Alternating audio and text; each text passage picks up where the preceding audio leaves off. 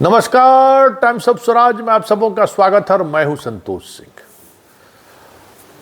सिद्धार्थ जी, sorry, आप हमसे बहुत नाराज हैं और नाराजगी की हद ये है कि आप हमारे हर चीज़ों की बड़ी ही माइक्रो लेवल पर मॉनिटरिंग करवा रहे हैं कि कहीं संतोष से कुछ गलती हो जाए कि बस इसको फांसी चढ़ा देना है। हमें लगता है कि इसकी जरूरत नहीं है। मेरा कोई मंशा नहीं है कि सिद्धार्थ जैसे सीनियर अधिकारियों के काम काज पर सवाल खड़ा करें, सिद्धार्थ जैसे ईमानदार अधिकारियों पर छीटाकशी करें। यह हमारी मंशा कतई नहीं है। हमारी मंशा सिर्फ इतना ही है कि जिस तरीके से आप मेरे हर पोस्ट को हमारे व्यक्तिगत जीवन के बारे में माइक्रो लेवल पर आप मॉनिटरिंग कर रहे हैं ना, कुछ उसी तरीके से हम भी आपका उसी अंदाज में माइक्रो लेवल पर मॉनिटरिंग कर रहे हैं। और वो माइक्रो लेवल पर जो मॉनिटरिंग कर रहे हैं ना, उस दौरान बहुत सारी चीजें ऐसी आ रही हैं जो मुझे बरबस लाचार कर देता है खबर बनाने के लिए। शिक्षा विभाग, देखिए, हमें मालूम है आप जो कर रहे हैं ना और जिसके लिए कर रहे हैं, वो दोनों में से दोनों आवाज उठाने वाला वर्ग नहीं है। दोनों खुश हैं, दोनों मस्त हैं। आप भी गैलेंट्री लेने की स्थिति में है। ऐसा भाई शिक्षकों का तबादला तो आज तक हुआ ही नहीं, तो भाई ये तो आपका काम जो है सो सर्वोच्च काम है। आपने वो करके दिखाया जो आपने कहा। और जो लाभुक वर्ग है जिसका तबादला हो गया प्रोबेशन पीरियड में, वो खुश है। जो असंभव था, नामुमकिन था, उसको आपने मुमकिन कर दिया। लेकिन क्या कीजिएगा, हम आदत से मजबूर हैं। सच कहते हैं सिद्धार्थ, हम आदत से मजबूर हैं। हमको पता नहीं घुरघुरा लगा रहता है और हम इस तरह के फैसले पर या गतिविधियों पर हम खास नजर रखते हैं, एकदम आपके तरफ माइक्रो लेवल पर कि क्या हो रहा है। और यही वजह है कि भले शिक्षक लोग चुप हो, हम चुप नहीं रह पा जा रहे हैं। मेरे अंदर अजीब तरीके से एक कह सकते हैं क्रिया प्रतिक्रिया होना शुरू हो जाता है कि रसूख वाला और पैरवी वाला अगर सिस्टम को हिलाता है ना, तो हमको मन करता है उसको भी हिला देते बढ़िया से, समाज के सामने ला दे। हम तो और कुछ कर नहीं सकते हैं, बस हम समाज के सामने लाना चाहते हैं कि देख लीजिए हो क्या रहा है। अभी बहुत पोस्टमार्टम बाकी है सिद्धार्थ जी। आपने जो 10,000 से अधिक शिक्षकों को एक साथ तबादला किया ना, उस पूरे तबादले की नीति पर हम आप पर चार्ज फ्रेम कर रहे हैं और उस चार्ज फ्रेम का आपको जवाब देना चाहिए कि ये कैसे हो गया आपके रहते हुए, क्योंकि आपने खुद कहा है कि मैं ये सारा काम खुद देखते आ रहा हूं। अभी सुबह में हम एक वीडियो बनाए थे, उस तबादले को लेकर जो तकनीकी गड़बड़ियां हैं वो मैंने तो कहा ही है, उसमें सुधार कर दीजिए। 58 से 60-62 ऐसे शिक्षक हैं जिसको उसी जहां जिस जिला में है उसी जिला में उसका आप पोस्टिंग कर दिए। और बाकी अभी तक ऑप्शन नहीं आया है, यूडाइस गलत है बहुत, ये सब तो हम कहे ही हैं। एक और बात आपको हम कहने जा रहे हैं, इस बात को नोट कर लीजिए आप। एक महिला शिक्षिका है बीपीएससी की, जिसका खगड़िया में पोस्टिंग था।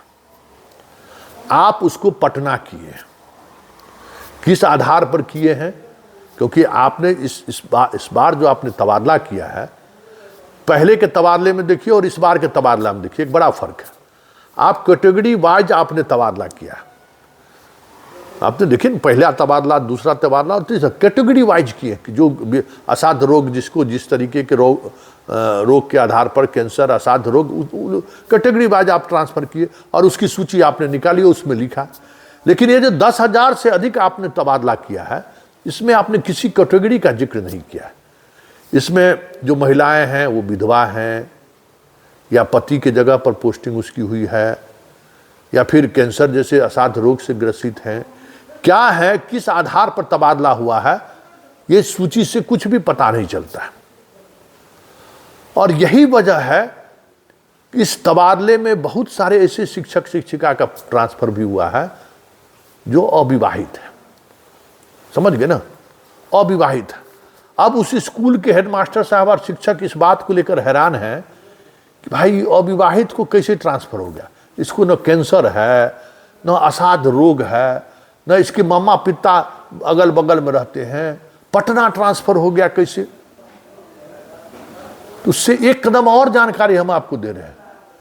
जिस शिक्षिका का ट्रांसफर आप खगड़िया से पटना किए हैं, उस सूची में आप कहते हैं पटना में जगह नहीं है, लेकिन आप देखिए कितने लोगों को आप पटना किए हैं, और जिसको आप पटना किए हैं वो कौन कौन लोग हैं, आप जरा उसको एक बार वेरीफाई करा लीजिए। नहीं तो हम तो माइक्रो लेवल पर तो कर ही रहे हैं, हम तो एक एक चीज हम खोल कर रख देंगे आपके सामने में आईने की तरह कि सिद्धार्थ बाबू देखिए आप जो तबादला किए हैं उस तबादला का सच क्या है। जिस लड़की शिक्षिका को आपने खगड़िया से पटना ट्रांसफर किया है, उसका हस्बैंड रोहतास में पोस्टेड था, उसको ही 2000 में आप पोस्टिंग कर दिए हैं आरा। हे रे बाबा, क्या हो रहा है सिद्धार्थ जी, जरा उसको आप उस लिस्ट को एक बार गौर से देखिए। और हम ये भी जानते हैं कि जो दोनों का आप ट्रांसफर जो हुआ है वो कहां से ट्रांसफर हुआ है, वो भी हम एक्सपोज करेंगे धीरे धीरे। जब आप माइक्रो लेवल पर मेरा मॉनिटरिंग शुरू कर दिए हैं तो स्वाभाविक है मैं भी आपका माइक्रो लेवल पर मॉनिटरिंग करूंगा। खगड़िया से पत्नी पहुंच गई पटना और पति रोहतास से पहुंच गया आरा। कैसे हो सकता है सर, किस आधार पर इन दोनों को ट्रांसफर किए? अगर पत्नी पति के आधार पर हुए तो पति तो इसका है नहीं वहां। अगर पति का ट्रांसफर किए तो वो पटना नहीं दे के उसको आरा दे दिए बगल में। ये कह सकते हैं कि उसको सीट मतलब पटना में नहीं था, लेकिन उसकी पत्नी के लिए तो सीट आपने बना दिया। मेरा सवाल ये नहीं है कि इस तरीके से तबादले में किसको लाभ पहुंचाया गया है। मेरा सवाल सिर्फ और सिर्फ यही है कि इस तबादले के सहारे आप खुद जो नियमावली बनाए थे और तबादले का जो आपने क्रमवार जो एक आधार तैयार किया था कि हम इस क्रम में तबादला करेंगे, क्या आपने उसको फॉलो किया? क्या आपने फॉलो नहीं किया है। ये अलग बात है कि ये जितने शिक्षक हैं वो चुप हैं क्योंकि वो सोच रहे हैं कि किसी भी परिस्थिति जो चीज नहीं होने वाला था, जो संभव नहीं था, आपने उस संभव को असंभव कहिए, असंभव को आपने संभव कर दिया। संभव नहीं था लेकिन मतलब असंभव था, उसको आपने संभव कर दिया। तो स्वाभाविक तौर पर उस शिक्षक बल्ले बल्ले हैं। लेकिन हम तो सवाल खड़ा करेंगे ना कि आप अपने नियमावली को खुद कैसे तोड़ दिए।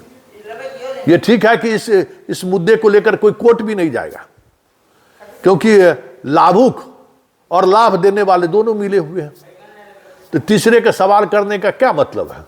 तीसरा जो सवाल कर रहा है वो फूफे जी न होगा, मुद्दुस्से कहलाएगा ना। तो हम मुद्दुस्सा कहला ही रहे हैं। सब बीपीएससी वाला हमको टारगेट लेता ही है, कहता ही है कि संतोष जी जो है, संतोष जी को पेट में दर्द हो रहा है कि तबादला हो गया है।